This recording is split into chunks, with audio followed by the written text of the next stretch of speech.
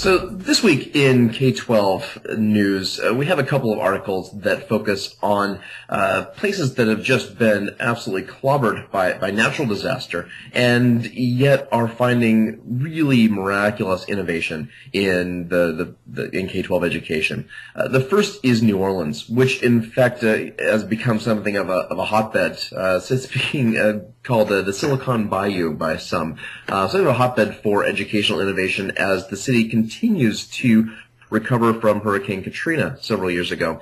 What is happening, though, is that a large percentage of the students are actually educated in charter schools there, which is certainly not the norm across the United States. Those charter schools, though, are able to make decisions independently, are able to work independently, and really step outside of the normal confines for procurement, for hiring, for managing staff. And so what we're finding is that these schools are able to do some really great things. In fact, a recent nonprofit called 4.0 Schools, so now we're beyond Classroom 2.0, we're beyond School 3.0, and now looking at 4.0 schools, are actually winning contests at startup weekends. They are bringing brand new ideas for the best ways to educate what has traditionally been a truly disadvantaged set of students in New Orleans. Even before Katrina, New Orleans school systems were not in particularly good shape, and were certainly not what we would call 21st century schools. And the Katrina, despite continued and ongoing issues in rebuilding the city, Katrina did provide an opportunity for the district and the city to really change the way that it educates its students. We have, Gates Foundation is involved here, Teach for America, KIPP. We have a number of organizations that are really committed to using New Orleans to its benefit as a test bed for ways to kind of start from scratch. And a couple of notable startups that have come out of this. Classroom Blueprint is a social network for teachers to compare classroom ideas and collaborate. That perhaps is nothing new, but it is launching now, and its approach towards connecting teachers and allowing them to share ideas is particularly powerful, I think, and well worth a look. Dash is a mobile app that keeps teachers in touch with parents and their students. So we're not just looking at new practices in the classroom. We're looking at mobile apps. We're looking at web-based systems. We're looking at simply new practices that are enabled by a fresh start.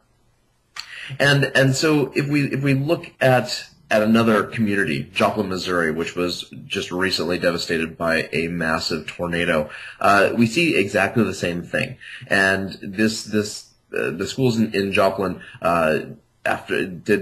really took a very aggressive approach. And instead of the 30%, when their high school was devastated by the tornado, they were expecting the following year to see a 30% drop off in enrollment as parents and students really fled to neighboring communities. And in fact, what they saw was a 5% drop off. They believe helped in no small part by a very large one-to-one deployment that they simply made happen. And in fact, since they were working in somewhat cobbled together facilities, the laptop deployment really has done an amazing thing in terms of getting students connected, making sure they have access to resources that may have traditionally been in a library or a media center or in a number of facilities that were destroyed.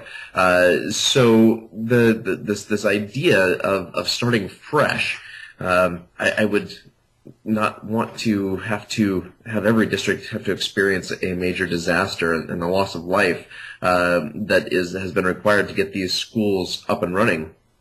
And yet, it's here where we're seeing really incredible innovation. And what it brings to mind is the idea that we don't need to destroy our schools, but businesses have talked for many, many years about the idea of creative destruction, where you really take old ideas that don't work any longer and you destroy them and you set them aside and you start fresh. And even ideas and practices and ways of doing business that are deeply entrenched, you do whatever it takes to crush them and put them away.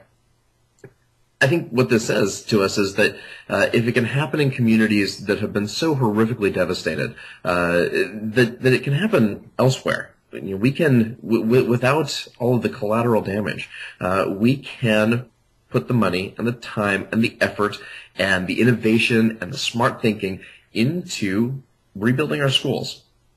And we can rebuild them using exactly the same buildings that we're already in, but it simply takes a commitment on the part of the community to step up and to put the right technology into the right schools at the right time, and not just about technology, but looking at New Orleans, for example, the use of charter schools and stepping away from these old teaching paradigms that don't contribute to student achievement.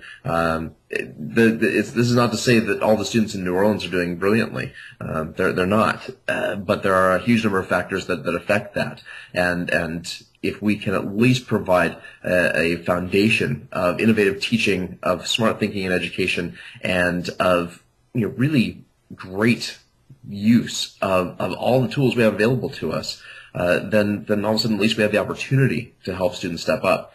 I think it's important to realize that in New Orleans as well, although it's been criticized for not necessarily seeing those test scores go through the roof with all these new approaches, we are dealing with a group of students who by and large are quite economically disadvantaged and who are still suffering the effects of a hurricane that happened several years ago, which really kind of brought the city to its knees. So there are opportunities here. There are lessons to be learned here, and those lessons can be taken forward by every school district who is willing to make the commitment to its students. So, few good stories there. Now, if we are looking to talk about achievement, there's been a recent report in called the Hechinger Report, looking at teacher effectiveness, and although teachers are obviously really critical to the success of schools and student achievement. We know, for example, that 1 year with a teacher who is not effective can have a significant impact on student achievement. But we know that 2 years in a row can actually set students back an entire grade level, if not more, in terms of their ability to achieve. And ultimately, we know that students who have multiple years of ineffective teachers because of aging practices, because of an inability to really step up into the practices that are needed and have been clearly identified in the 21st century, we know that these students are going to struggle year after year after year. However, the Hechinger Report brings another interesting piece of data to light, and what that piece of information is that the principal is really, really critical in all this as well. I think it goes without saying that without a principal that promotes a culture of innovation and change and doing the right thing for our students, teachers are going to struggle. And really, even the most dedicated of teachers will struggle to make the changes that they know they need to make in class, let alone teachers who are entrenched.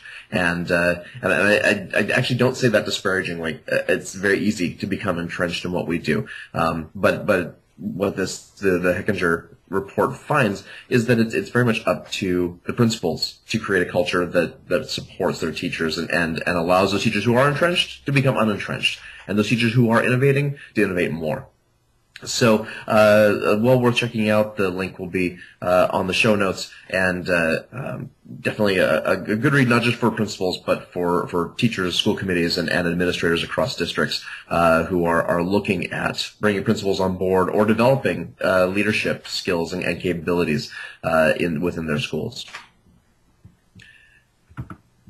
Interesting note over on the Washington Post, talking about what the U.S. can learn from Finland, and I've actually seen some comparisons to Finland before. Finland has truly outstanding achievement in its students, overall a very high standard of living, students who are well prepared for higher education, for knowledge jobs of tomorrow, and it's easy to dismiss these reports because Finland is a very homogeneous society. It's a very small country with overall a culture that supports lots of funding from the state, taxation, the structures that support that as well. So it's easy to dismiss these comparisons and say, well, that's Finland. Why don't you come on over to the United States and let's talk.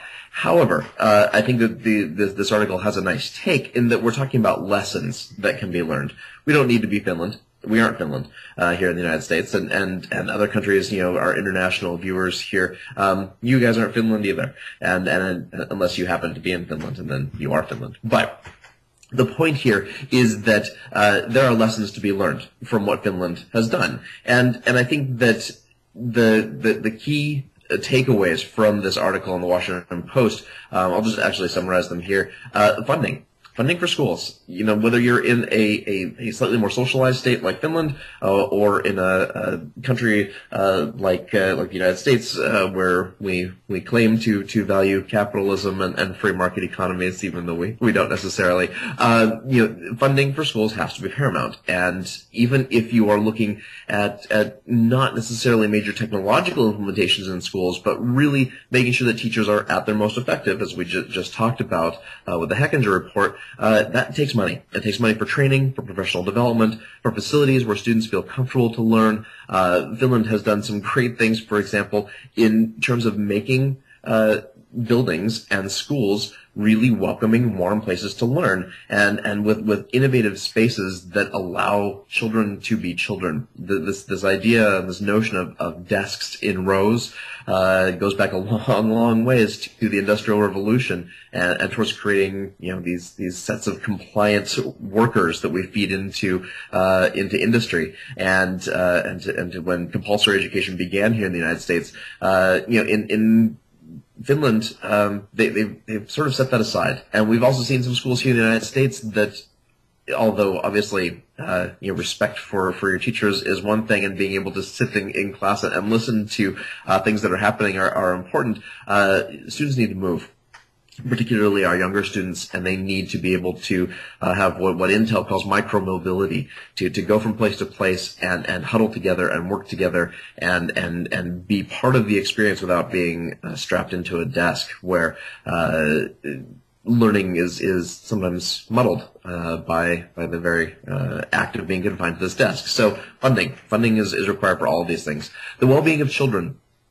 Really, and this ties directly into a story that we have coming up next. No matter, above all else, children need to be well taken care of. If children are hungry, scared, in danger, they can't learn effectively. And we have a whole lot of students, certainly here in the United States and obviously elsewhere, who fall into this category of underserved for whatever reason, whether because they aren't being helped by social services, because they are hungry, because their walk to school in the morning is frightening because of where they live, or even because they live in a very rural area where the economy and poverty and the need to work on a farm or see both of their parents go off to work early in the morning to factories. All these things affect their ability to learn. Education is a human right, and this is something that people will debate, but really Finland has taken the approach that it is a right, and that they need to do whatever it takes to give students that right, and to allow them to achieve in whatever way they can. So lessons learned, more than anything else, we need to fund our schools, and we need to make sure that our students are safe. And that doesn't require any great shift into a more social state like Finland, and it doesn't. It sort of begs for these comparisons and the dismissal of those comparisons to go away, because those should be things that we sort of take for granted, and I don't think what we do. So excellent information there over on the Washington Post. Next story also relates to this idea of safety for our students. And in Detroit, this is actually coming out of the Detroit Free Press. Students in Detroit, one of the cities, certainly in the United States, that has been hit the very hardest and most obviously by the recession, probably because of its ties to the auto industry, but also because it was a city that was sort of on the brink to begin with, and now we add real poverty sort of nationwide, or growing poverty nationwide, to a city like that, and it's obviously going to struggle. What happens though is that the majority of kids who either walk to school or walk to a school bus stop walk past vacant houses, walk past highly crime-ridden areas. These vacant houses have been the sites of some very high-profile crimes, assaults against students, and so we see students who are afraid to go to school, are afraid to come home from school, and are really unable to learn effectively because they're so. When they hit school and they're coming down from an adrenaline rush, just making it there in the mornings. The city has looked at 3 different schools and has tried to pilot some efforts to really, make it safe for students to come and go. And unfortunately, those 3 pilot schools have been they've been fairly ineffective in those efforts. Which leaves the Detroit Free Press and parents asking if the city can't make just 3 schools safe, how are they possibly going to make the schools and the communities around these schools safe for the rest of the city? The answer is I certainly have no idea, and it looks as though Detroit doesn't, and this is not isolated. Detroit is a kind of a screaming example of it, but certainly not isolated among inner city kids. This is also not necessarily anything new. I think there's going to be people who listen to this who have been teaching in the inner city across the country and even around the world who say, well, yeah, this is the way it is. It shouldn't be, though, and this is a bit of a call to action. Students, as we see in Finland, students need to be safe, and they need to know they can get to school, they need to know they can get home, and they need to know they're going to not be assaulted along the way. And this isn't just kids bullying each other. This is real vicious assault and murder and rape and things that our students should not need to be worrying about on a daily basis. They should be worrying about math over recess. So, very interesting article in the Detroit Free Press. I wanted to focus a little bit more now, turning to things that are maybe a little bit brighter. Focus a bit more now on an announcement from IBM that came last week. We talked about it very briefly on Review Ed and Ed News Ticker. But IBM is partnering with Desire to Learn, a major LMS vendor, and they are looking at really just the much better use of all these data that we have for our students. And we collect data in innumerable ways, and we oftentimes don't do anything with it. I've watched district after district after district sort of ignore the massive stores of data. And we talk lots and lots about Google and its mining of our data. We know that lots of social networks, Facebook mines our data and delivers ads to us. All the technology is there actually to identify social trends, to identify and predict everything that we would want to buy, purchase, look at, think about.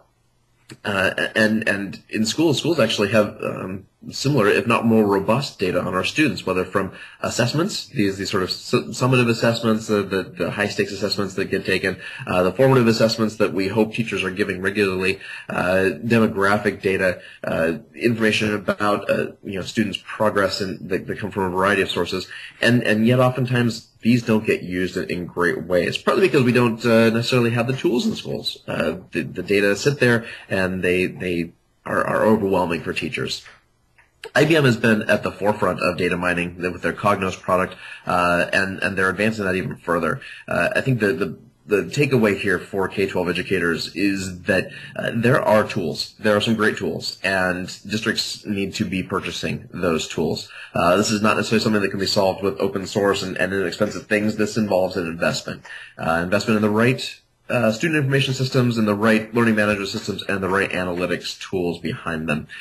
So schools absolutely need, and teachers and administrators absolutely need to be demanding that these tools be put in place. The technology is there for us to actually do something. Whether it's predicting dropouts before we even see a student, come up as a blip in a guidance office, or with teachers asking about, this particular student who may have, been missing school. Being able to make these sort of business intelligence decisions and flag students who are high flyers who are gifted but maybe haven't been caught in the system, students who are struggling with reading and haven't necessarily been caught by until the second or third grade when it's too late. We have the ability to catch students a lot sooner, whether regardless of what their particular issue, good or bad it might be, and avoid having them fall through the cracks before an intervention or additional assistance or additional resources can be put in place and be made effective. So keep an eye on IBM. IBM is definitely committed to this and has some great tools. Not cheap tools, but great tools. And there are other groups, SAS, the SAS Institute probably being also one of the best, who really provide amazing resources for schools at a cost, but that can be leveraged to really keep an eye on our students far better. So definitely, and then finally one last story, a bit of a stand and deliver sort of inspirational story. This is in Forbes this week, and we look at a Brooklyn inner city middle school, and they are actually winning national chess championships, competing against high schoolers. And the beauty of this is not just, yay, inner city kids won a chess championship. It's in fact that the school has embraced chess as its tool of choice for engaging students and for developing higher order thinking and for allowing students to then take these skills and extend them if they choose to. It's actually a part of the 6th grade curriculum, for example, at this middle school. And students who are interested, despite budget cuts that have wiped out what would have been a great chess program, they've continued onwards, and we see students now who are in fact brilliant chess players and who will take those skills, all those skills of chess, and take them forward into high school and the workplace. And if I have someone who's running my company, I would love to have them be brilliant chess players, some people who have been thinking analytically for many years. So again, and it's a source of pride and inspiration for students who may not necessarily have a lot to be proud or inspired about.